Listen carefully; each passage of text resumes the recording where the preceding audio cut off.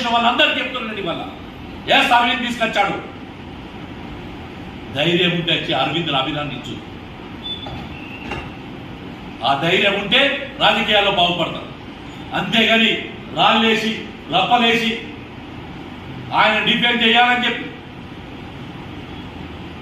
రాజకీయంగా దిగజారుతనాలు చెయ్యొద్దని చెప్పి చెప్తున్నాను.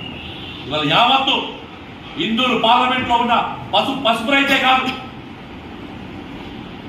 నాకు పొద్దున ఒక రైతు ఫోన్ చేశాడు, అన్నా నేను మాదిగ రిజర్వేషన్ సమితి పోరాటం కోసం, మాదిగలకు రిజర్వేషన్ కోసం మందకృష్ణ మాదిగను చూశాను, బీసీల కోసం ఆర్ కృష్ణయ్య గారిని చూశాం, మా పసుపు రైతులకు కాదు రైతులకు అరవింద్ చూశామని చెప్పి గర్వంగా చెప్పుకుంటున్నా. ఇవాళ రైతులు గర్వపడుతున్న సందర్భం చెప్తున్నాం. అలాంటి వ్యక్తి మీద భౌతిక దాడులు, పిచ్చి పేరాల పనులు, ఆరోపణలు.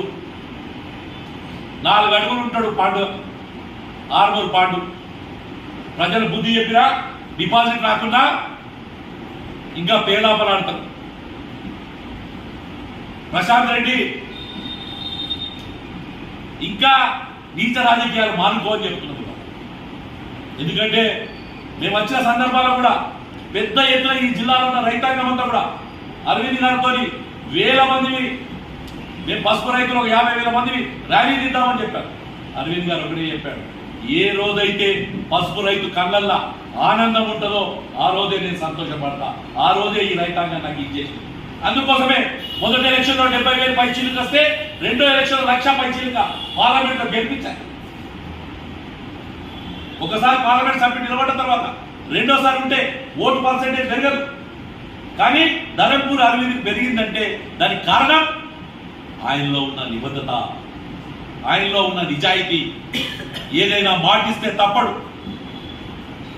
ఈరోజు ఆయన చేసిన ఈ విధానాన్ని ఏదైతే బోర్డు ఆఫీస్ కోసం కూడా ఎంతమంది దగ్గరికి చివరికి రాజకీయ జీవితాన్ని కూడా పణంగా పెట్టేందుకు సిద్ధపడ్డ వ్యక్తి ధరంపూరి అరవింద్ గారు.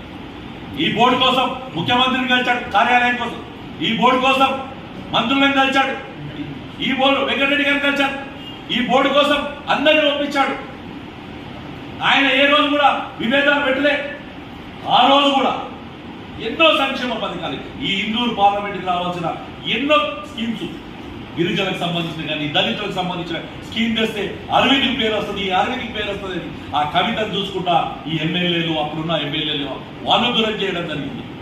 ఇలా అడుగుతున్నాం, ఈ బోర్డు వచ్చిన సందర్భంగా కవితకు రాజకీయ నిబద్ధత ఉంటే టీఆర్ఎస్ పార్టీలో ఉన్న మాజీ ఎమ్మెల్యేలకు ఎవరికన్నా రాజకీయంగా నిజంగా కూడా పసుపు రైతుల క్షేమం కొట్టే రండి, మాది తప్పైంది అని